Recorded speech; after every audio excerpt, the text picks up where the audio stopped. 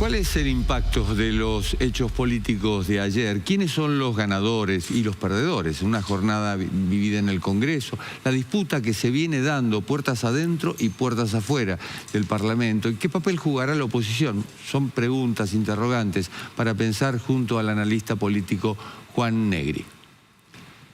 Juan, buenas noches. ¿Qué tal? Buenas noches, ¿cómo estás? Bien, ¿se puede ya hacer un balance de lo que ocurrió ayer? Un balance político, desde luego. Sí, yo creo que se puede, por supuesto. Todavía queda ver cómo evolucionan algunas cosas para adelante. Las marchas de jubilados, por ejemplo, son todas las semanas. Así que habrá que ver cómo evoluciona esto, si se espera en las marchas siguientes este nivel de intensidad. A mí me parece que el gobierno sale perjudicado de cara a la sociedad, salvo su núcleo duro de votantes que valora esta idea de mano dura. Pero en mi opinión, por lo menos en mi visión, le da un argumento muy claro a una oposición que estaba completamente desestructurada, es decir, una oposición que no logra hilvanar un argumento en contra del gobierno. Acá el gobierno le da uno, ¿no? Somos un gobierno represivo, somos un gobierno que le pega a los jubilados. Y yo creo que eso, bueno, es uno de estos elementos que permite que la oposición, sobre todo el peronismo, siga unido. Independientemente de que, por supuesto, me parece que había gente que fue a buscar problemas a la marcha, había gente encapuchada, etcétera. Digo, pero me parece que le da argumentos a la oposición. ¿Ves al peronismo unido? Veo al peronismo muy debilitado, pero veo que Milei le da argumentos para mantenerse unido. Es decir, yo creo que si no estuviesen alguna de estas medidas a las cuales el peronismo se opone, sería más difícil. Dicho de otra manera, el peronismo está muy fracturado, pero encuentra en oponerse a este tipo de cosas uno de los pocos pegamentos que tiene todavía. Yo veo una suerte de dispersión dentro de los partidos políticos, a ver si coincidimos. La Libertad Avanza, bueno, ayer entre diputados y diputadas hubo una gresca fenomenal dentro del Congreso. La UCR, hoy Martín Lustó, presidente del Comité Nacional, con Maximiliano Abad, presidente de la provincia de Buenos Aires, también se enfrentaron. Y el PRO, ni hablemos, es decir, también tiene un enfrentamiento interno. Entonces, me cuesta pensar que pueda haber un ganador dentro de esa oposición. No, yo no sé si diría que la oposición ganó. Creo que el gobierno le da, como te dije antes, me parece que el gobierno le da argumentos a una oposición que no los tenía, ¿no? Es decir, hace ya un tiempo que los únicos momentos en la que la oposición parece fortalecerse son por errores no forzados de Milei. El escándalo de las cripto, ahora esto, es decir, son los argumentos que tiene la oposición para señalar con el dedo a Milei. No diría que se fortalece, porque para eso falta mucho, y yo creo que la elección va a estar demasiado determinada por los factores económicos, y creo que al gobierno ahí le va bien, pero sí que esto es un argumento que tiene la oposición que antes no tenía y que se los da el propio Milei. De todos modos, estoy de acuerdo en lo primero, ¿no? Me parece que hoy tenemos una situación de volatilidad al interior de los partidos políticos muy claros. Se está descomponiendo el sistema de partidos como lo teníamos en Argentina, ¿no? La Cámara Nacional Electoral anunció hoy que el 26 de octubre será el día de las elecciones y el 7 de agosto el cierre de listas. Eso podría ejercer presión en el peronismo y en la provincia de Buenos Aires en particular. Sí, o sea, en este momento de total, todo está en flujo, como decías vos, ¿no? Todo está en flujo, todo está, no hay nada estructurado, todo es como una gran marea. Al interior de los partidos hay muchos problemas. Obviamente el cierre de listas obliga por lo menos a algunas definiciones, ¿no? Es decir, bueno, ¿con quién vamos a ir?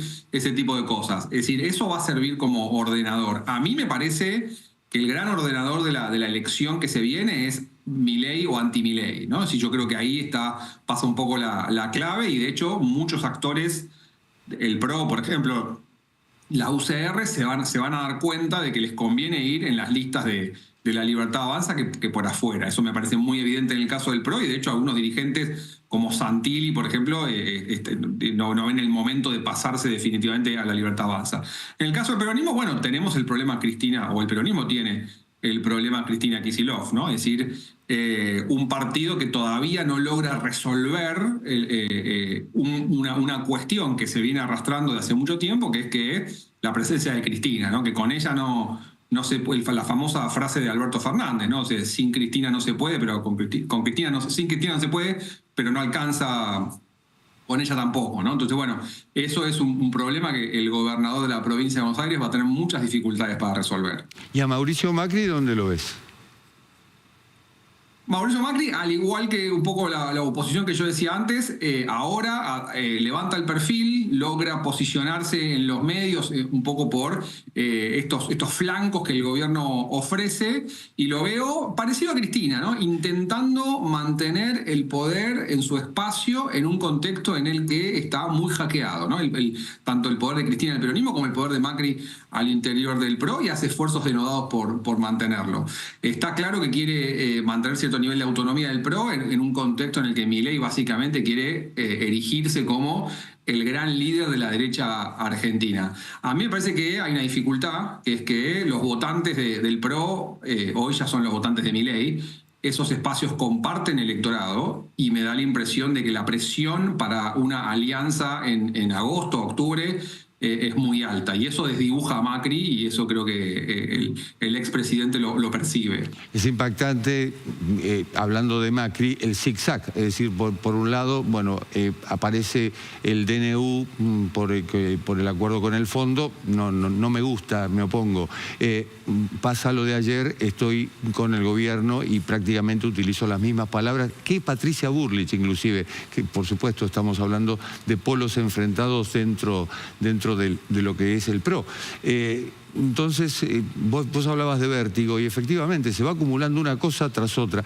Y me pregunto, ¿cuánto influye o cuánto puede influir la designación de los jueces, Ariel Lijo y Manuel García Mansilla, el escándalo cripto, el DNU para el acuerdo con el fondo, y siguen las firmas, por supuesto?